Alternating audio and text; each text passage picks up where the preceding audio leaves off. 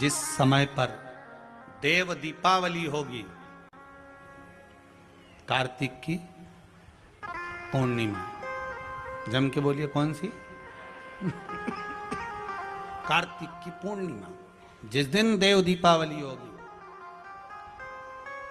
जिस दिन नाग दीपावली देव दीपावली मनाई जाएगी, दिया प्रज्वलित करने के बाद जब दीप ठंडा हो जाएगा, उस ठंडे दीप में, ठंडा होने के बाद दिया जब ठंडा हो जाता है, बाती लगाने के बाद उसमें जो तेल रह जाएगा, बाती का अंश रह जाएगा, उसके फल से, कार्तिक महीने के फल से तेरी गति सवरेगी और तू नारायण के धाम में सदा विराजमान रहेगा।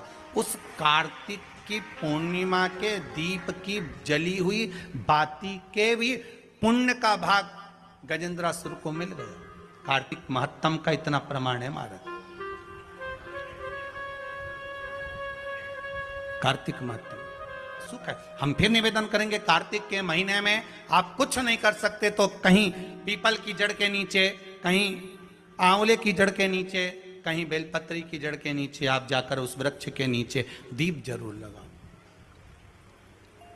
जलाइए।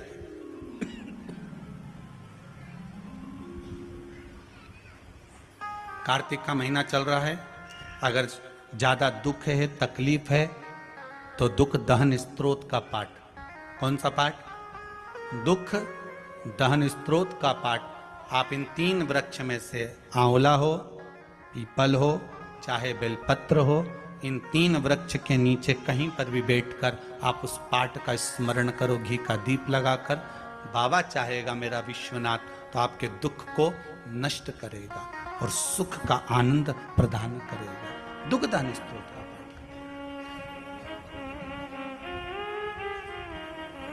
शिव उपासना,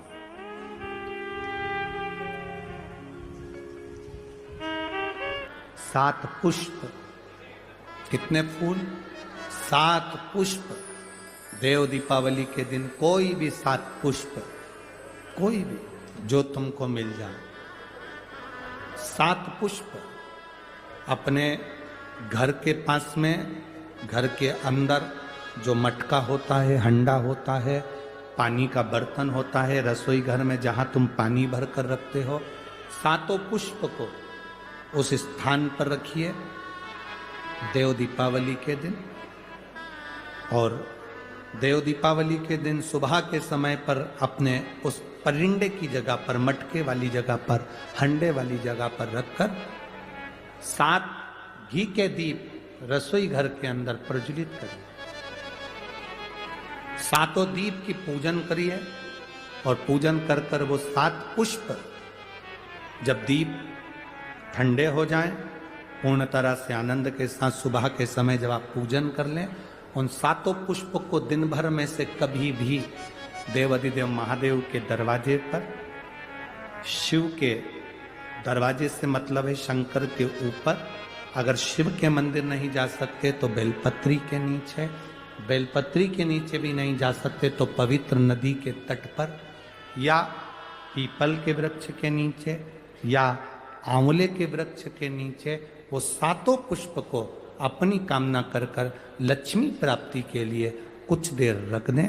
रखने के बाद 1 पुष्प उसमें से वापिस बाबा से कुबेर भंडारी का भंडार भरने के लिए लेकर आए, उसको अपने पास में रख कर देखना, अगले साल जब देव दीपावली आएगी तब तुम्हें याद आएगी कि बाबा ने भंडार भरा, खाली नहीं रखा। तो 7 पुष्प 7 दीप सुख देने वाली देव दीपावली। शिव महापुराण की कथा कहती है, फिर एक चीज करिए, अशांति जब भीतर बार बार आ रही है, अशांति जब भीतर बार बार प्रवेश कर रही है, चाहे संतान से हो, स्वास्थ्य से हो, संपत्ति से हो, संबंध से हो, संसार से हो, 5 जगह से जब अशांति प्रवेश कर रही हो, तब शिव महापुराण की कथा कहती है कि बन सके तो कार्तिक महीने के अंदर जो पचवीगन आता है, पचवीगन जानते हो आप लोग, अभी आ रही है आपकी और हमारी दीपावली, पर इसके बाद में ये अमावस्या निकलने के बाद जब कार्तिक की पूर्णिमा आएगी, तो तो कार्तिक की पूर्णिमा के पहले से जो 5 दिन गिने जाते हैं, कार्तिक की पूर्णिमा के दिन 5वां दिन होना चाहिए। ये 5 दिन जो 5वीं गण के गिने जाते हैं, इसको कहते हैं देव दीपावली। तो क्या करना है कि ये 5 जो अशांति आने के केंद्र हैं, जहां से हमें अशांति मिल रही है, कभी संसार वालों से, कभी संपत्ति से, कभी संसार से, कभी संबंधों से, कभी स्वास्थ्य से, कभी संतान से, ये 5 जगह से जो अशांति आ रही है, तो 5 दिन जो देव दीपावली के आते हैं उसका स्मरण करें। देव दीपावली के समय पर भगवान देव दीपावली के समय पर इसको साधने का प्रयास करें। देव दीपावली के जो 5 दिन हैं, उन 5 दिन में आप अपना क्रम, शंकर भगवान को जब जल चढ़ाने के लिए शिवालय की ओर जाओ, जाते हो रोज? सब लोग जाते हो? हर हर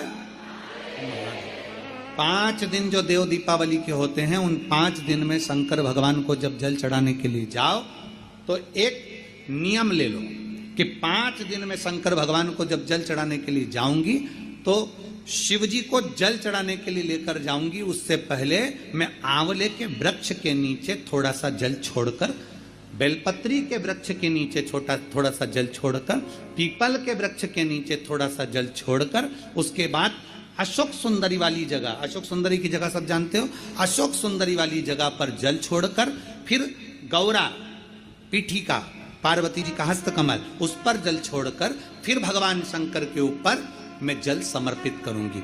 जल चढ़ाने का मुख मेरा उत्तर का होगा, अर्थात आप दक्षिण में खड़े होगे, जल चढ़ाओगे तो उत्तर में बहकर जाएगा। 5 दिन अगर आपने ये 5 दिन का नियम धारण कर लिया शंकर को जल चढ़ाने का, तो ये निश्चित है 5 स्थान से जो हमें अशांति मिलती है, मन में पूरे वर्ष शांति बनी रहेगी, कभी क्लेश नहीं। संपत्ति से अशांति मतलब लक्ष्मी नहीं आ रही है, टेंशन बना हुआ है, कोई पैसा खाकर भग गया, कोई कुछ लेकर भग गया, कोई कुछ कर भग गया, उस शांति के लिए भी हमें मूल आंवले का वृक्ष, बेलपत्र का वृक्ष, पीपल का वृक्ष, अशोक सुंदरी का स्थान, माता पार्वती जी की पीठिका अर्थात हस्तकमल, और फिर दक्षिण में खड़े होकर शंकर के शिवलिंग को जल चढ़ाना, उत्तर की ओर जल बहकर जाना, भगवान शंकर से अपने मन की कामना करना। 5 दिन कार्तिक के महीने में 5वीं गण में जो हम शंकर को जल चढ़ाते हैं, ये हमें भगवान शंकर की ऐसी कृपा होती है कि हमारे शिव की पंचायत के 5 देव हमारे 5 जगह से आने वाली अशांति को रोक देते हैं और हमें शांति प्रदान करते हैं, सुख प्रदान करते हैं। आप देता हूं, पृथ्वी पर तुम्हें अश्वी बनकर जन्म लेना पड़ेगा, घोड़ी बनकर जन्म लेना पड़ेगा।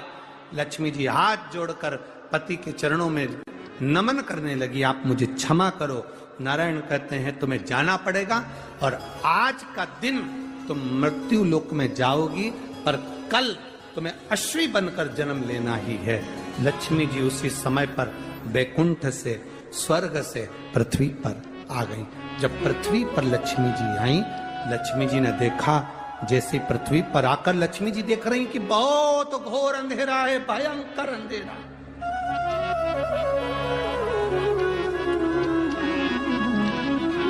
आज लक्ष्मी जी पृथ्वी पर आई, घोर अंधेरा, अमावस्या की रात्रि है, भयंकर रात्रि, चारों तरफ अंधेरा ही अंधेरा।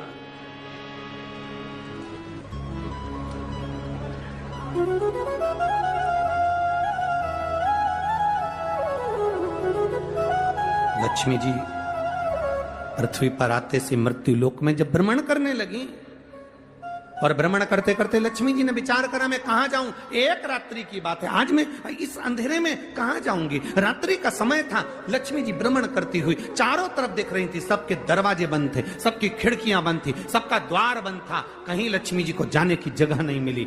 एक दरवाजा खुला था और वहां पर एक मिट्टी का दिया जिसमें से प्रकाश टिमटिमा रहा था। लक्ष्मी जी उस घर के अंदर प्रवेश करी। एक बूढ़ी मां बैठी कपड़े को सिल रही थी। बूढ़ी मां वस्त्र बना रही थी।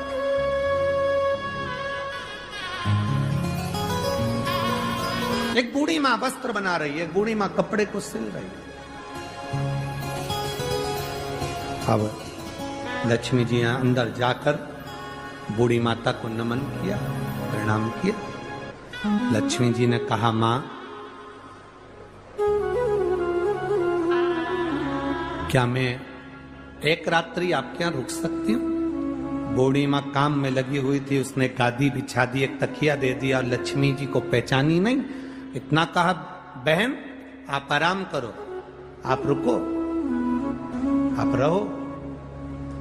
मां मुझे भूख लग रही है, भूख लग रही है।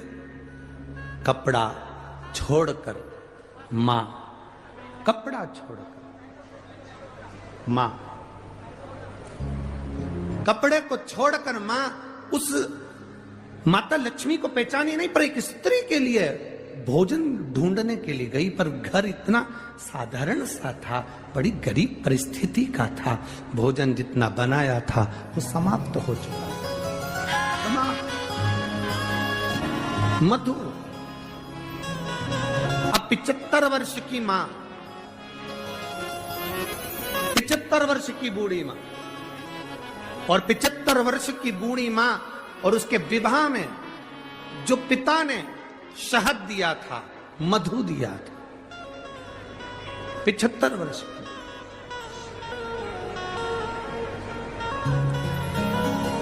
और 75 वर्ष की बूढ़ी मां को जो शहद दिया गया, दहेज में जो मधु दिया गया था, वो शहद, वो मधु, वो शहद, वो मधु उसके पास में था, उसके स्मरण में आ गया। स्मरण।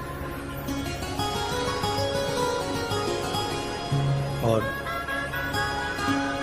उसके स्मरण में आया कि जो मधु है मेरे पास में, मुझे देना चाहिए, परंतु वो डब्बा जिसमें मधु भरा हुआ था, जिसमें शहद भरा हुआ था, वो डब्बा ढूंढा जा रहा है। वो मधु का डब्बा, वो शहद का डब्बा ढूंढा जा रहा।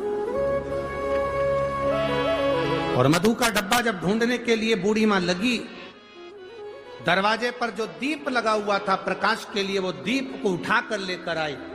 अपने द्वार पर आए हुए अतिथि का आदर, सम्मान, सत्कार कैसा होना चाहिए, ये शिव महापुराण की कथा कह रहे। आपके द्वार पर आया हुआ अतिथि, उसका आदर, उसका सम्मान, उसका सत्कार कैसा होना चाहिए, शिव पुराण बता रहे। मधु का डब्बा, शहद की डब्बी ढूंढ रही, मिला। प्रकाश की रोशनी में देखा गया और प्रकाश की रोशनी में वो डब्बा प्राप्त हुआ। मधु निकाला, शहद निकाला, और वो शहद बूढ़ी मां माता लक्ष्मी जी के पास लेकर गई। बूढ़ी मां माता लक्ष्मी जी के पास लेकर,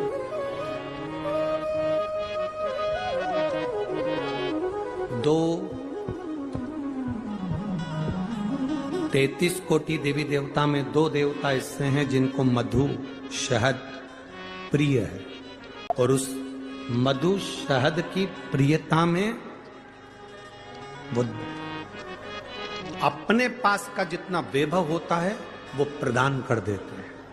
2 देव, एक देवाधिदेव महादेव, 33 कोटि देवी देवता में एक देव ऐसे हैं जिनको महा संबोधन से संबोधित किया गया। कौन है वो? जम के बोलो जरा। महादेव, जिनको महासंबोधन से संबोधित किया गया, संबोधित किया। और 33 कोटि देवताओं की जो धर्म पत्नियां हैं, देवियां, उन देवियों में केवल एक देवी है जिस देवी के नाम के आगे महा का संबोधन लगाया गया, वो केवल एक लक्ष्मी है जिसे महालक्ष्मी कहा गया। महासंबोधन, एक महादेव है और दूसरी महालक्ष्मी। बाकी के किसी देवी के आगे महा का संबोधन नहीं दिया गया। महालक्ष्मी का संबोधन त्रिदेवी में, पार्वती मैया हो, सरस्वती मैया, महालक्ष्मी का संबोधन महासंबोधन, महालक्ष्मी का संबोधन त्रिदेवी में, पार्वती मैया हो, सरस्वती मैया हो, उसमें महालक्ष्मी का संबोधन महासंबोधन लक्ष्मी के आगे आया, और त्रिदेव में महासंबोधन देवाधिदेव महादेव के सामने आया। इसलिए इन एक महादेव और एक महालक्ष्मी, ये दो देवता ऐसे हैं, एक देवता एक देवी ऐसी हैं जिन पर मधु का प्रयोग सुख प्रदान करता। अब दुनिया के लोगों ने कहा गुरुजी आप एक बात कह देते हो, एक देव महादेव और दूसरे नंबर पर देवी लक्ष्मी महालक्ष्मी, जिन पर मधु का प्रयोग एक हमने पहले कथा में कहा था कि उसका लोगों ने उपहास भी किया, हंसी भी उड़ाई, पर लोगों ने उसका प्रयोग करा तो फल भी पाया। आज भी उस पत्र को, यहाँ पर भी एक पत्र है उसका, हम बताएंगे। हमने कहा था कि बीज पत्ती पर शहद लगाकर जब आप अपनी पूरी मेहनत करें, पूरा कर्म करें और अच्छी मेहनत में तल्लीन रहें, और मेहनत करते हुए जब किसी कार्य के लिए जाएं तो मध्य पत्ती में मधु लगाकर, शहद लगाकर, सुना था कि नहीं सुना था, शहद लगाकर शिवलिंग पर उसको लगाकर फिर जाइए, कार्य में सफलता मिलती है। ये हमने कहा था। अब दुनिया के लोग भले हंसे, पर जिन्होंने स्कंद पुराण पढ़ी हो, कुर्म पुराण पढ़ी हो, लिंग पुराण पढ़ी हो, मत्स्य पुराण पढ़ी हो, और जिसने कभी जिंदगी में एक बार शिव महापुराण का स्मरण करा हो या देवी भागवत का स्मरण करा हो, तो उसमें मधु का, शहद का बड़ा महत्व बताया गया। मधु का, शहद का बड़ा महत्व।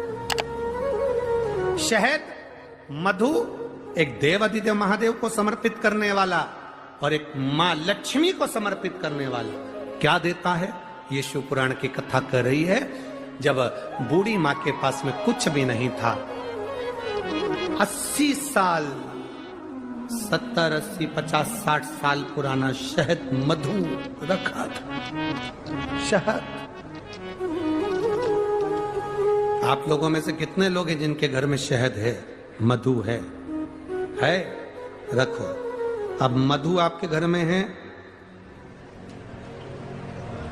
कोई सामान आपके घर में दाल भर कर रखना, उसमें कीड़े पड़ जाएंगे, सड़ जाएगी। दूध रख दिया, घी रख दिया, 10 साल, 5 साल, 8 साल, 15 साल में उसमें कीड़े पड़ सकते हैं, वो सड़ सकता।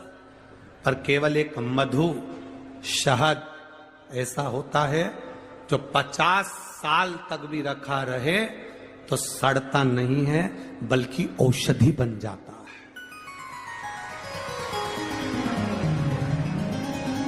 शहद अगर 40 साल का भी रखा है, मधु अगर 30 साल 50 साल का भी रखा है, तो वो औषधि का काम करता है। और केवल मधु, शहद डब्बे में जैसे औषधि का काम करता है, वैसे ही हमारी जिह्वा में भी अगर हम शहद, वो कहते हैं ना कि शहद जैसी वाणी बोलते हैं, जो शहद जैसी वाणी बोलता है वही दुनिया पर राज्य कर पाता है, जो कड़वा बोलता है वो राज्य नहीं कर पाता। शहद जैसी वाणी, तो उस मधु का बड़ा प्रयोग है, मधु की बड़ी विशेषता, एक देवाधिदेव महादेव में और एक देवियों में महालक्ष्मी, देवियों में महालक्ष्मी। कभी प्रयास करना, प्रयोग कर कर देखना।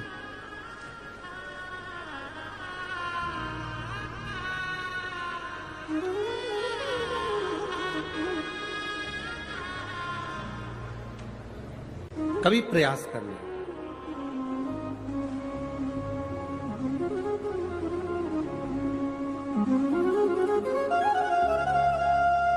जब तुम्हें लगे जिंदगी में कि बहुत हाथ तंग चल रहा है और बहुत तकलीफ की जिंदगी चल रही, बहुत तकलीफ, बहुत कष्टमय जीवन चल रहा है, बहुत कष्ट।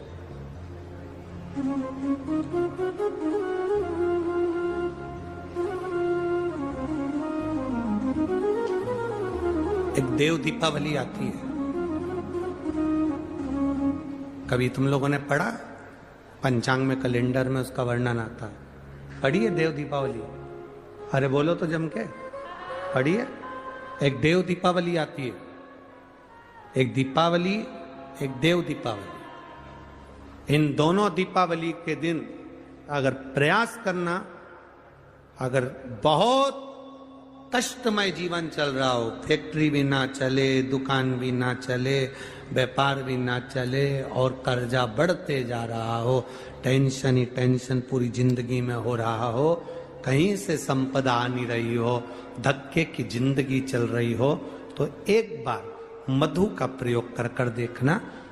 महालक्ष्मी की अगर पूजन कर रहे हो देव दीपावली पर या दीपावली पर, तो पान के पत्ते पर एक शहद की बिंदी रखकर लक्ष्मी जी को भोग लगाइए और शंकर जी के मंदिर में उसी दीपावली को या देव दीपावली पर शंकर भगवान के शिवलिंग पर एक पत्ते पर या पुष्प पर एक बूंद शहद लगाकर शिव जी को समर्पित कर कर देखिए। अगला वर्ष तक इंतजार करना, बाबा आपकी जिंदगी में चार चांद न लगा दे उस मधु के बल पर, तो आनंद के लिए प्रयास करिए। मधु में क्या बल है? ये शिव महापुराण की कथा कर रही है। लक्ष्मी जी को श्राप दिया गया, तू अश्व की योनि में जाएगी, अश्वी बनेगी, घोड़ी बनेगी। भगवान नारायण ने लक्ष्मी को पृथ्वी पर भेज दिया। लक्ष्मी जी पूरी रात्रि, अमावस्या की रात्रि अंधेरे में भ्रमण कर रही हैं, कहीं उनको जगह नहीं मिली। एक दरवाजा खुला था, दीपक टिमटिमा रहा था, लक्ष्मी जी उसमें प्रवेश कर गई। बूढ़ी माँ कपड़े बना रही थी, भोजन मंगा, भोजन था नहीं। बूढ़ी माँ ने शहद का डब्बा ढूंढ लिया, मधु की डब्बी ढूंढ ली। उस मधु की डब्बी को, उस शहद की डब्बी में से थोड़ा सा मधु लाकर लक्ष्मी जी को दे दिया। थोड़ा सा मधु लाकर, थोड़ा सा शहद लाकर लक्ष्मी जी को दिया।